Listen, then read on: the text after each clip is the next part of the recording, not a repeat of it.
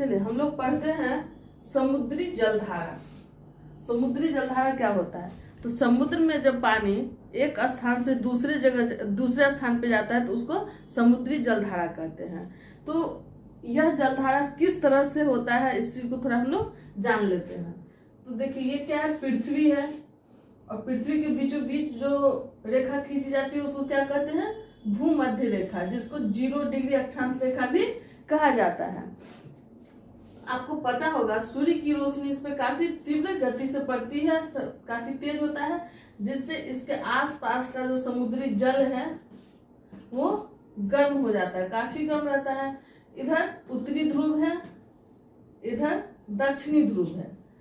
तो विषुवत रेखा के अपेक्षा उत्तरी ध्रुव काफी ठंडा होता है, दक्षिणी ध्रुव भी काफी ठंडा होता है। तो ये विषुवत रेखा के पास जो पानी गर्म होता है, तो पानी के गर्म होने के बाद उसका लेवल बढ़ जाता है और लेवल बढ़ने के कारण ये पानी कम लेवल के जो उत्तरी ध्रुव का जो जगह है उधर कम लेवल होता है, पानी ठंडा है तो लेवल कम होगा, तो बढ़ा हुआ लेवल से पानी कम लेवल की ओर प्रवाहित होने लगता है और इधर पानी का कमी हो जाता है। विषुवत रेखा पे पानी कम हो जाएगा जब पानी दूसरे तरफ जाने लगेगा। तो ये ठंडी जलधारा क्या होती है? ठंडा पानी ये नीचे नीचे, क्योंकि इसका ये भारी होता है तो ये सतह के नीचे नीचे से ये विषुवत रेखा की तरफ आने लगती है, जिससे यहाँ का कम हुआ पानी पूरा हो जाता है। तो इधर से जाने वाली कौन सी जलधारा है? गर्म जलधारा। उधर से आने वाली कौन सी जलधारा है? तो ठंडी जलधारा। तो इस तरह से जो जलधारा एक दूसरे से मिलता है उस जगह पे एक नया प्रकार का पौधा का जन्म होता है, जिसको प्लैंकटन के नाम से उसे जानते हैं। और प्लैंकटन क्या है? तो प्लैंकटन मछली का बहुत ही रुचिकर भोजन है, बहुत पसंदीदा भोजन है। इसीलिए इस प्लैंकटन के कारण वहाँ मछली की मात्रा बहुत ज्यादा होती है। मछली का चारा है प्लैंकटन, तो मछली वहाँ खाने के लिए उपस्थित होता है, जिससे वहाँ मछली पकड़ने वाले मछुआरे मछली पकड़ते हैं। तो इस तरह की स्थिति जहां जहां विश्व में गर्म जलधारा और ठंडा जलधारा जहां जहां मिलता है वहां पे फिशिंग पॉइंट, मछली का पकड़ने का स्थान बन जाता है। और इस तरह का जगह कई जगह पूरी दुनिया में है। इसी में से एक जगह के बारे में आपकी किताब में जिक्र किया गया है, जो जापान के पास एशिया महादेश के पूर्वी भाग में जो जापान देश स्थित है, वहां पे नीचे से जाने वाली गर्म जलधारा जो है उसको क्यू रेशियो, और ऊपर से आने वाली जो ठंडी जलधारा है उसे क्यूराइल जलधारा के नाम से जाना जाता है। और ये दोनों जलधारा इस जापान के पास मिलता है और यहाँ पे प्लैंकटन नाम का पौधा का उत्पत्ति होता है। ठंडा और गर्म पानी के मिलने से क्या होता है? तो प्लैंकटन नामक पौधा का उत्पत्ति होता है और वहां पे मछली का उत्पादन का वो मुख्य केंद्र बन जाता है। तो यही स्थिति है जापान के पास। एशिया का जनसंख्या, तो आप लोगों को पता होगा कि विश्व का सबसे अधिक जनसंख्या एशिया महादेश में निवास करती है। इसीलिए इसे एशिया महादेश को मानव का घर कहा जाता है। मानव का घर किसे कहा जाता है? एशिया महादेश को। तो आपको पता होगा कि सबसे ज्यादा दुनिया में किस देश का जनसंख्या है? चीन का। और दूसरा सबसे बड़ा जनसंख्या भारत का, जब तक कि भारत का फिर से जनगणना नहीं हुआ है। तो 2011 के जनगणना के अनुसार भारत विश्व का दूसरा सबसे बड़ा जनसंख्या वाला देश है। तो ऐसी स्थिति में दो बड़े देश जनसंख्या के आधार पर जो है वो कहाँ स्थित है? एशिया महादेश में ही स्थित है। तो हम लोग जान गए कि इसीलिए इसको क्या कहा जाता है? मानव का घर कहा जाता है। और एक और बात महत्वपूर्ण है, एशिया में सिंगापुर एक ऐसा शहर है एक देश का नाम है सिंगापुर, जो शहर ही है, शहर भी सिर्फ शहर है ये, इसका 100%, 100% आदमी सिर्फ शहर में ही, इसमें गांव है ही नहीं। इसलिए सिंगापुर देश को सिंगापुर शहर के नाम से भी जाना जाता है। यहाँ कोई भी ग्रामीण व्यवस्था है ही नहीं, यहाँ पे खेती का सिस्टम है ही नहीं। तो सिंगापुर कैसा, एक ऐसा देश जो 100% शहरी व्यवस्था को अपना लिया, वो कहाँ पे है, वो है एशिया में। दूसरा भूटान। भूटान एक ऐसा देश है जो कहाँ का है, एशिया महादेश का है, जिसमें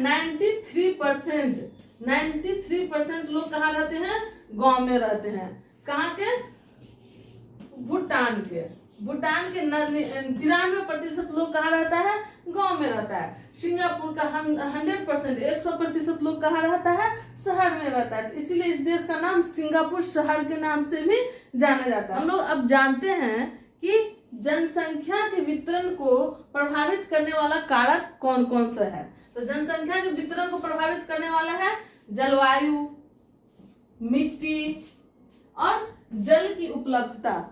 जल उपलब्ध रहे तो जनसंख्या के वितरण को प्रभावित करने वाला कारक कौन कौन है, जलवायु। अच्छा जलवायु होगा, मनुष्य के रहने योग्य जलवायु होगा तो लोग वहां रहेंगे। मिट्टी, क्योंकि खेती करने के लिए क्या चाहिए, मिट्टी चाहिए। सबसे प्रमुख चीज, जीने के लिए, खेती करने के लिए, हर चीज के लिए क्या आवश्यक है, पानी। तो पानी का उपलब्धता जहाँ रहेगा वहां पे मनुष्य निवास करेगा। तो जनसंख्या के वितरण को सबसे ज्यादा क्या प्रभावित करता है, जलवायु, मिट्टी और जल की उपलब्धता। तो एक अच्छा जनसंख्या होने के लिए ये सब चीज होना चाहिए। तो इसका मतलब एशिया में ये सब चीज अच्छा है, तो इसलिए यहाँ जनसंख्या भी बहुत ज्यादा है। चलिए अब दूसरा चीज हम लोग देखते हैं कि शहरीकरण का जो वितरण है उसको प्रभावित करने वाला कारक क्या क्या है। शहर का जो विकास हो रहा है, शहर हो रहा है, उसके लिए क्या क्या चीज होना आवश्यक है।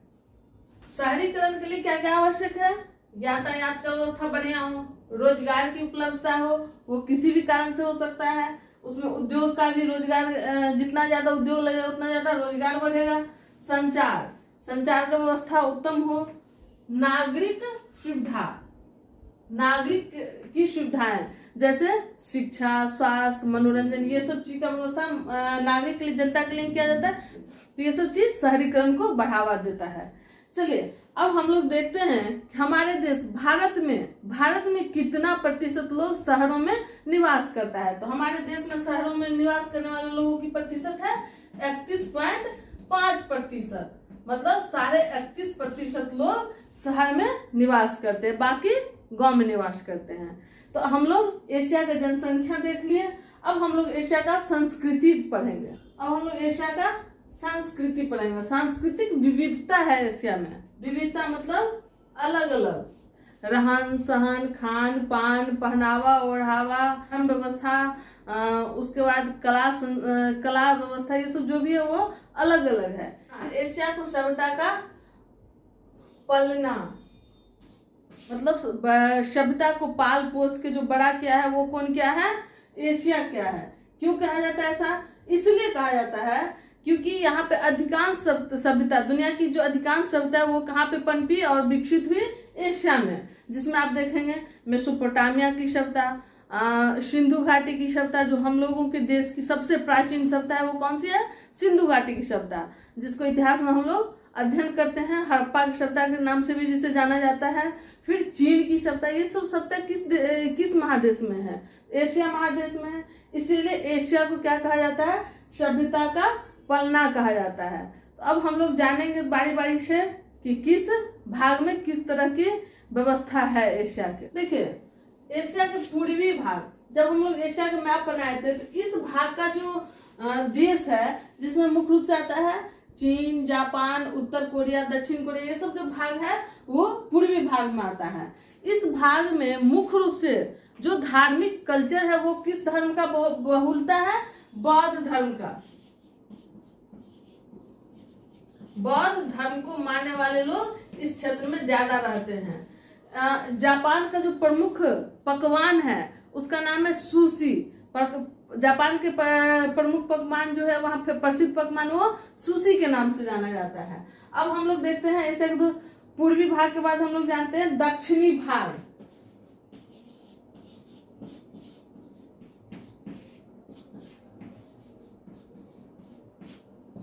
दक्षिणी भाग में कौन कौन सा देश आता है? इसमें आता है भारत, पाकिस्तान, भूटान, बांग्लादेश, ये सब जो भाग है, ये सब जो देश है कुछ एशिया के दक्षिणी भाग में आता है। इस देश में, इन सब देशों में हिंदू, बौद्ध, जैन, ईसाई, इन सब धर्मों को मानने वाले लोग रहते हैं। आप देखेंगे कि बांग्लादेश की संस्कृति और भारत देश के जो पश्चिम बंगाल राज्य के जो लोग हैं उनकी संस्कृति बहुत हद तक आपस में मिलती जुलती है। तो इन सब देशों की संस्कृति अब एक अलग प्रकार की, इन सब क्षेत्रों में रहने वाले लोगों का धर्म हिंदू, बौद्ध, जैन, ईसाई, सिख, ये सब धर्म को मानने वाले लोग इस क्षेत्र में रहते हैं। अब देखते हैं पश्चिमी एशिया।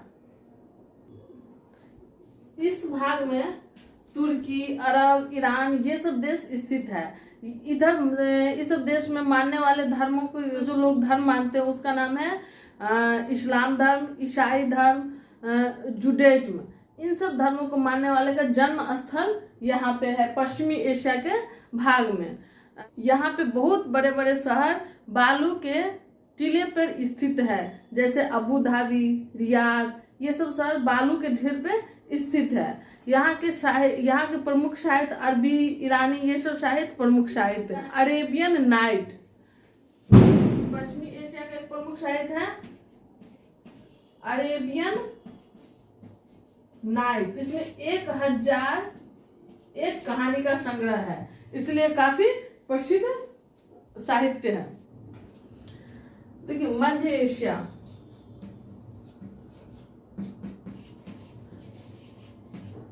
मध्य एशिया के क्षेत्र में आने वाले कुछ देश जो हैं, जैसे तजाकिस्तान, तुर्कमेनिस्तान, कजाकिस्तान, किर्गिस्तान, ये सब देश मध्य एशिया में आते हैं। और ये सब देश में मुख्य रूप से इस्लाम धर्म को, ईसाई धर्म को मानने वाले लोग रहते हैं। लेकिन यहाँ की संस्कृति इराक, ईरान, चीन से भी प्रभावित है।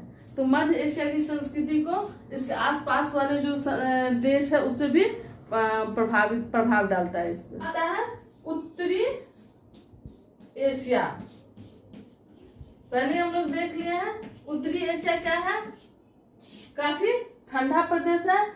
टुंड्रा और टैगा प्रदेश उत्तरी एशिया में पाया